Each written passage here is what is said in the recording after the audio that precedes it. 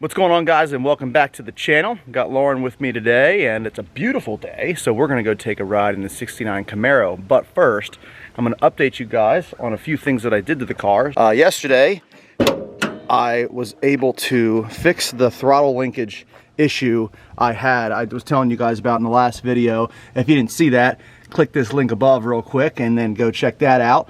And then come on back to this video. So anyways, basically this linkage right here, it's a mechanical linkage, not a cable, and it goes all the way to the back here where it almost goes right to the firewall, goes in, down, hooks to the pedal, and inside the car here, I'll show you guys what I'm talking about. You can see up here this little black piece that goes outside the firewall. So what we ended up doing was we couldn't get enough adjustment on that to be able to open the throttle 100%. When I was hitting the throttle pedal and I was putting it to the floor, we're only getting about 60 to 70% throttle up here. Tried to adjust the linkage, couldn't get enough of it because what happens is it's hitting the back of the head here, and I think that's because this linkage may be for a small block motor, which this is a big block, so it was hitting the engine when we wanted to give it more adjustment. So what we ended up doing was, for now, until I get a cable set up, because that's what I want to do on this car, we just went ahead and did it the old-fashioned way and bent that pedal. As you can see right there, that little bend. Basically, that gave me more leverage, brought the pedal away from the floor a little bit more so I could push it down further and eventually reach wide open throttle on the carburetor. We bent it a few times, but got it to the right spot, so when it hits the floor, it's also 100% throttle. So got all that taken care of, and now she's definitely a ripper for sure. I don't even think I was getting into the vacuum secondary system on this carburetor. I seriously don't believe I was, but it has improved throttle response. This is pretty cool. So we're gonna go take a drive on this beautiful day. You ready? I'm ready. All right, let's do it. Oh yeah, sorry, hang on. I gotta reach across. I gotta reach across here and unlock it for you the old-fashioned way. No power locks in this baby. Hell no. They're tired.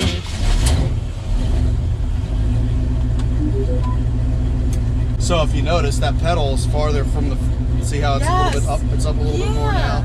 See, so that's what I was saying in my, video. Like I was having like, I was so thrown off that it was so far down like that. Yeah. It wasn't like a normal pedal. Yeah. Well, it needed adjustment, that's why. It was never properly adjusted before I got the car. So you'll notice, like, because there's so much more pedal travel, like I'm used to like really putting it to the floor to get anything out of it, but now it's like, it's nice. Yeah, I gotcha. So it's been a while since I've done a video like this for any of my cars, and what I'm gonna basically be doing for you guys is I'm gonna be talking about the things that I love and hate about owning a classic car. And I can tell you right now, there's not much at all that I hate. I guess we'll start off with what I love about the car. And you can chime in too, Lauren, because, okay, you know, Lauren's ridden in the car a little bit now. How many times do you think you've been in this car? I don't know, like a handful. A handful? Yeah.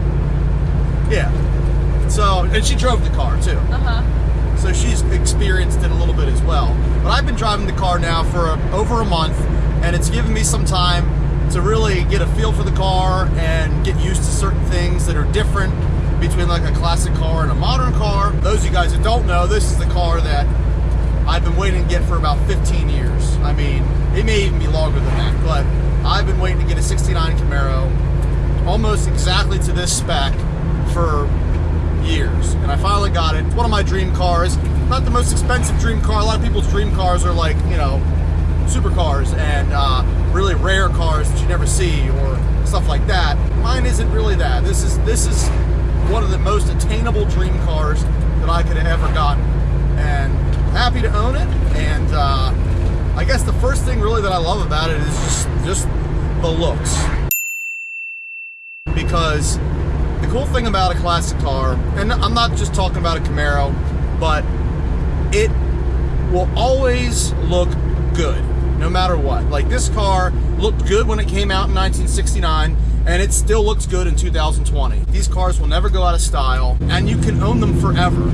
I think some of the cars that come out today are more disposable, and I don't think they're ever going to be a classic like this car is, or an antique like this car is now. They're just going to kind of disappear and wash away, and people will forget about them. They make so many of them nowadays that the rarity of them, there is really no rarity. And plus, you know, you see those cars everywhere, you know, so you don't really see these cars There's not a lot of them on the road. Mostly people keep them in their garage because they're afraid to drive them. However, not me.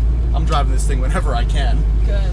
But that's just how I am. You know, I buy a car to drive it. I don't buy a car to let it sit in my garage. So that's one of the main things that I love about this car. The second thing is when you're driving the car, you feel like you're driving a car. Like, you don't just get in.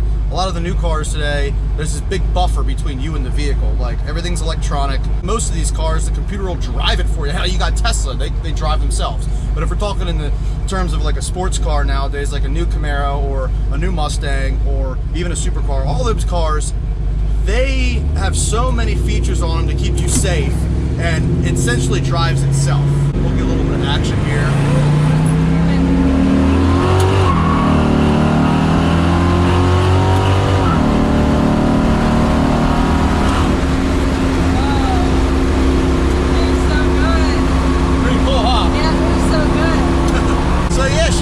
Goes for a 51-year-old car. but you know what? It's like those 50-year-olds you see at the gym that are like, oh, still getting it. Yeah, running marathons and everything. Oh yeah. So back to what I was saying. Sorry, I had to do a pull on the highway because I was right there, and we had a straight shot. I feel everything when I'm driving. I feel every bump on the road, every little nook and cranny. When I press the throttle to the floor, I can feel it. Like, I don't know how to explain it. It's all mechanical, so there is no electronic buffer. There's nothing like that. It's all mechanical. It's very simple. It's basic. That's another thing I like about the car, and I'll get to that in a second. But like I said, you drive this car, you feel the car. It's kind of like you're like a part of it. You know what I mean? I think a great way to put it is that it's a smooth ride, but it's not an easy ride just because you feel everything. With newer cars nowadays, we're a little spoiled. Oh yeah.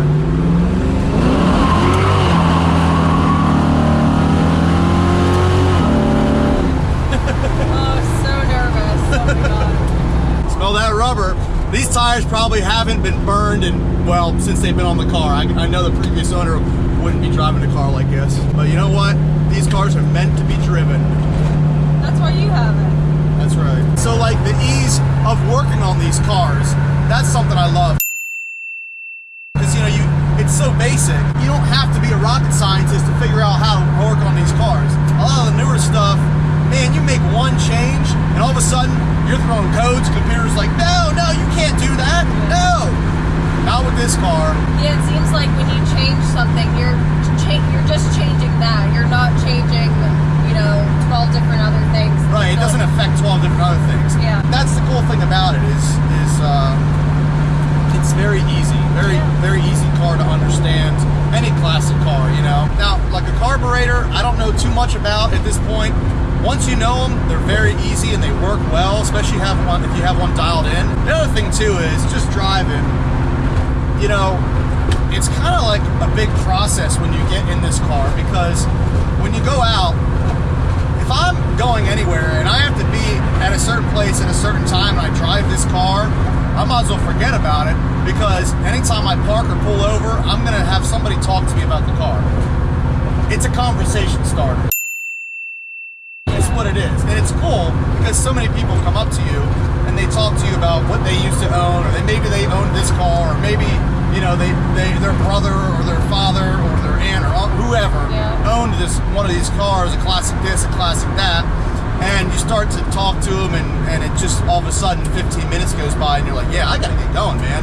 Yeah. And that's the cool thing about it, is people aren't afraid to come up to you and ask you what year it is, what kind of car it is, or they had the car, maybe they're gonna tell you a story about something. But believe it or not, I have more people come talk to me about this car just this month than I pretty much ever have like driving the Freedom Rocket around. Yeah. I was getting a haircut the other day. I went in the bank to get some money out, and I'm standing there talking to a guy about the car. He stopped me at the ATM after I took out my cash, and he's talking to me for like 10 minutes. Thank God I was a half hour early. Yeah. I was talking to this guy, and then another guy comes in the bank, and he's like, whose Camaro is that outside? Yeah. Like, assumes it's one of ours, but like, Yeah. it could have been anybody's car, but he comes in, he's trying to find out whose it is. Yeah. Starts talking to me about it. That's the cool thing about about owning something like this. People love to see it, you know. Mostly older people, you know.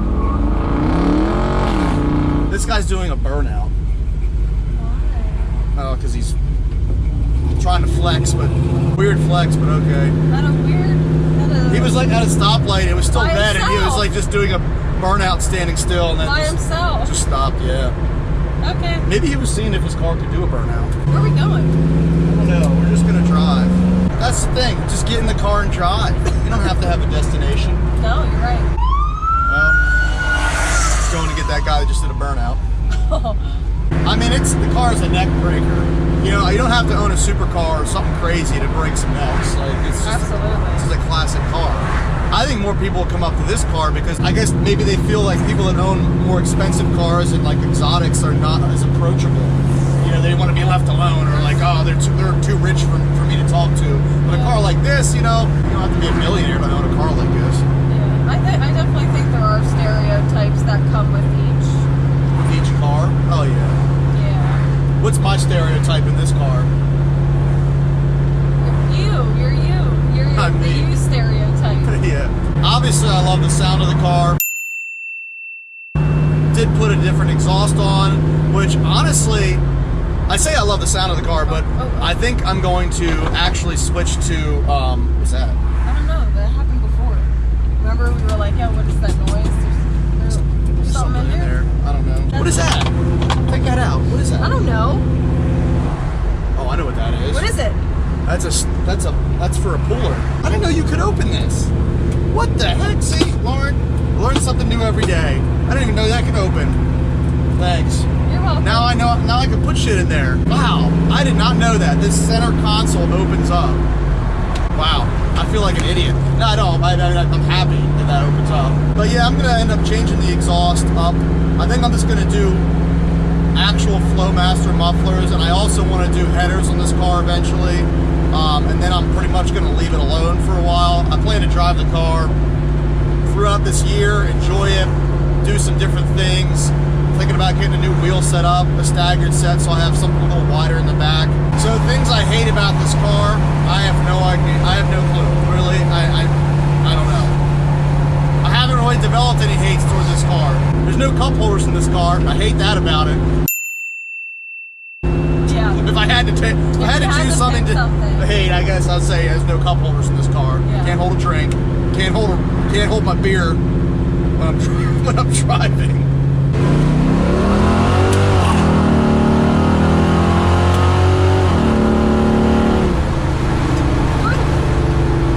And that's pretty much how I feel about owning a classic car thus far. Like I said, it's only been about a month or so for me to enjoy the car, get used to the car and everything.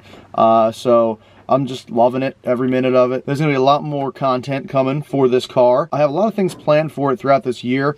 I'm slowly just upgrading some things on the car, maybe changing out something that's original that's kind of like going bad and maybe needs replaced, things like that. I'm gonna make it a better driving car so I can continue to drive it throughout the year, enjoy it, make some classic car videos for you guys. So maybe it's your first time watching me, maybe you're into classic cars, definitely hit the subscribe button and the notification bell, because then you'll be notified when I upload a video. Drop a comment below, let me know what you think of the video. Maybe you guys own classic cars that are watching, let me know what you think. What are some things that you love and hate about owning a classic car? I'd like to hear from you guys. Definitely drop a comment below. If you enjoyed this video, be sure to give it a big old thumbs up, and as always, have a great day, guys.